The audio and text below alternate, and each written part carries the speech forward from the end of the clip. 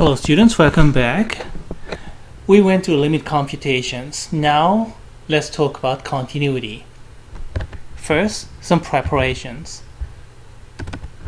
Here are some continuity of piecewise defined functions, and the best way to see it is to graph it, as a matter of fact.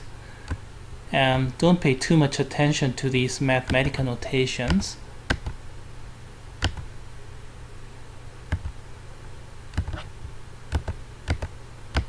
Okay, there you go.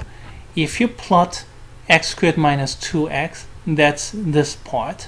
Sine of x, that's that part. And then negative 3x plus 2, it's this part. And use your common sense. Does it look like continuous here? Yes. Does it look like continuous there? No. And it's that simple. Now, let's suppose that you don't have the calculator. In that case, how would you do? Well, we're going to plug in x equal to 0 to the first line to get the left-hand side limit here, and then plug in 0 to the second line to get the right-hand side limit there. And they should be the same. And another breaking point is pi. So plug in pi to the second line to get the left-hand side limit, and plug in pi to the third line to get the right-hand side limit. Are they the same? Here, yes. Here, no. So we have appropriate conclusion. That's what this is all about. If you have graph, it's a lot easier to understand. We have these computations. They're all the same, continuous. They're not the same, discontinuous. But without graph, it's hard to understand. With the graph, it's a lot easier. This one corresponds to, let's see, let's get back to the graph. This point down here. And then this computation corresponds to this breaking here. All the same, continuous, not all the same, discontinuous. That's all there is. How about the next example? Okay, I color-coded all those so I can see this picture a little bit better. Alright, here we go. Again, don't pay too much attention to these mathematical notations.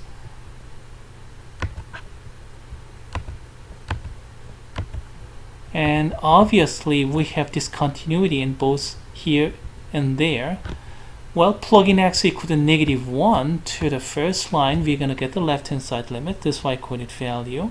And plug in x equal to 1 to the second line, we're going to get the right-hand side limit, this value. They'll turn out to be different. Now plug in pi to the second line, we're going to get the left-hand side limit. And then plug in pi to the third line, we're going to get the right-hand side limit. Will turn out they're all different. Let's see how they will behave. At x equals to negative 1, they're different. And x equals to pi, again, they're different. And you can clearly see this breaking both here and there. So if you have algebraic expression, it's easy. With graphing calculator, a little bit easier. Without graphing calculator, a little bit less easy, but you can still continue it. Now let's consider a situation that you can't graph because of some unknown quantities like this. Find a and b values that makes a given function continuous in negative infinity to infinity. A and b values are unknown, so you cannot graph it. So previous method doesn't really work. Okay, how do we work out? We have two possible breaking points. Do you see it? When x equals to less than 1, this function applies, so that's continuous, fine. Between 1 and 3, we have the second line, so no problem there, continuous. Strictly greater than 3, we have the third line, that 2 is continuous, no problem there. We have two possible breaking points. When x is equal to 1, where first and second line may or may not meet. And when x equal to 3, when second line and third line may or may not meet.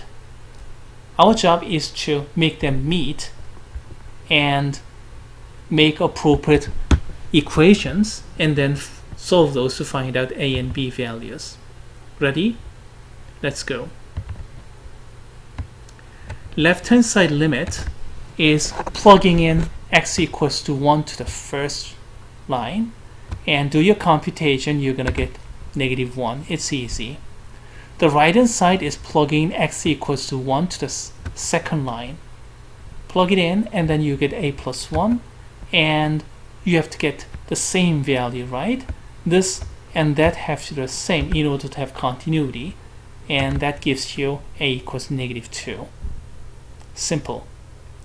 You're going to do the same thing to find that b value now, but a is already -2, so you're going to put a equals to -2 there and then redo the process at x equals to 3. Okay, here we go. Plug in x equals to 3 and a is -2. Do your computation and you get -5. Plug in x equals to 3 to the third line for the right hand side limit. We get this quantity, -9 plus b, and these two have to be the same.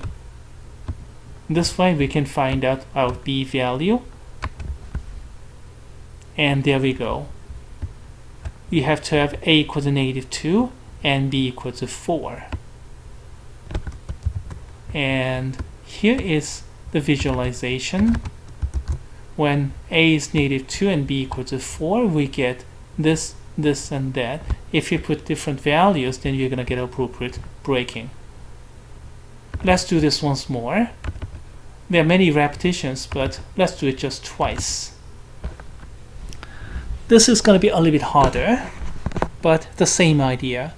Plugging in x equals to -2 to the first line, we are going to get the left-hand side limit at x equals to -2. Plug in x equals to -2 to the second line, we're going to get the right-hand side limit. Set them equal, and that's basically what this is all about. First line, and then the second line. They have to be the same. This left-hand side limit and that right-hand side limit have to be the same. We get an equation, but we cannot find out a or b value directly. We just have this equation, which I'll name as equation 1.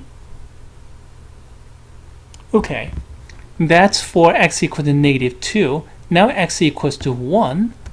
So left-hand side limit is plugging in 1 here, and the right-hand side limit is plugging 1 over there. Let's do that. Plugging 1 to the second line, we got that. Third line, we got that.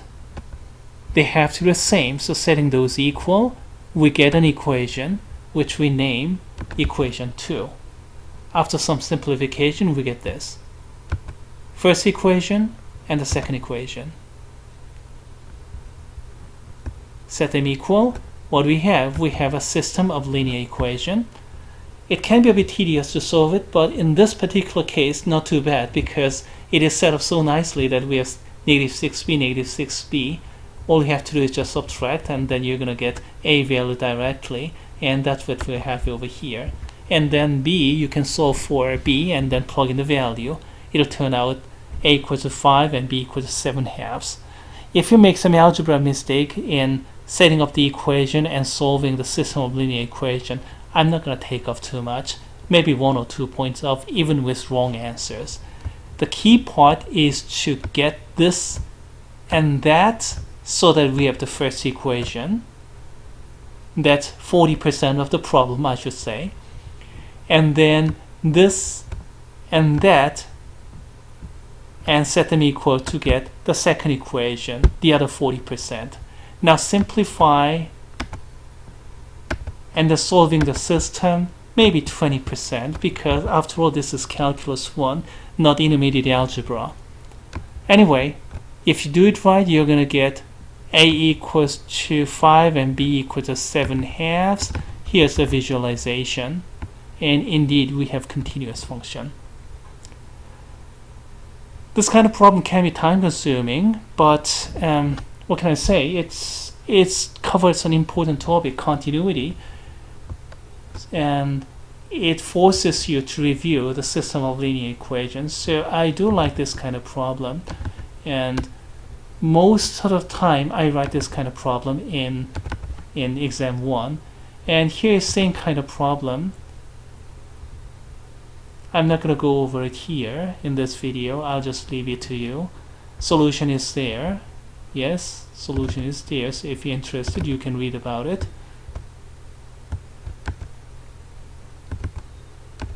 How about this problem? Same kind of problem, different character, but exactly the same idea. And we have the solution here as well. Okay, there are two, so you can go ahead. The last problem is a little bit different, so let's spend some time on this. Find a and b values that makes a given function continuous negative infinity to infinity. We have two unknown values, but not 3 lines, but we have just 2 lines.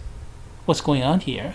I mean, we have one equation from x equal to -1, second equation from x equal to 2, and then from 2 equations we can solve for 2 values. But here I have only x equal to 3, so it looks like we have only one equation with 2 unknowns. Can we actually do it?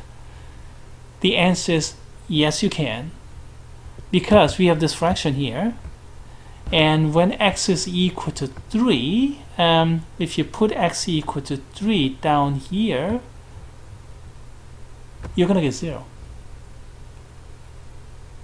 So in order to have some valid expression, you have to have 0 over 0 type here.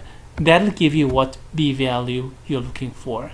And a value you can find out using the previous method. Ready? Okay, let's go.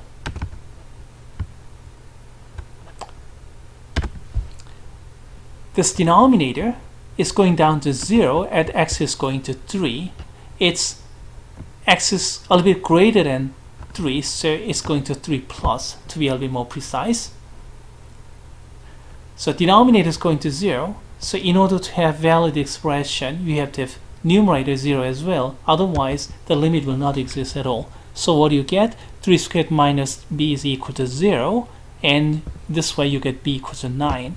So this is 9, and what do you have? We have only one unknown here. So set x equal to 3 here, and plug in x equal to 3, and that will be a limit computation down here. Set them equal. Plug in x equal to 3, b equals to 9. So it's a limit computation here.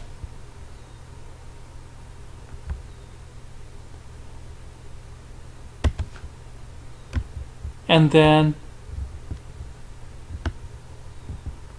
let me this one. Okay, plug in x equal to 3 here, we get expression of a. So you have to set these two equal, and to solve appropriately you're gonna get negative 5.5. Alright, so there goes the solution, and here is the visualization. Yes, indeed we have continuity. Let's see, can I squeeze everything into the same viewing window here?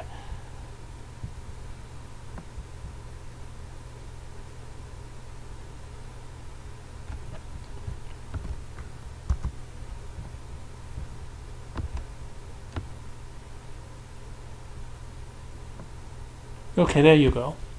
So I'll leave it at that, and that's the end of module 2, except some advanced discussion from section 2 of the notebook, which will be optional video.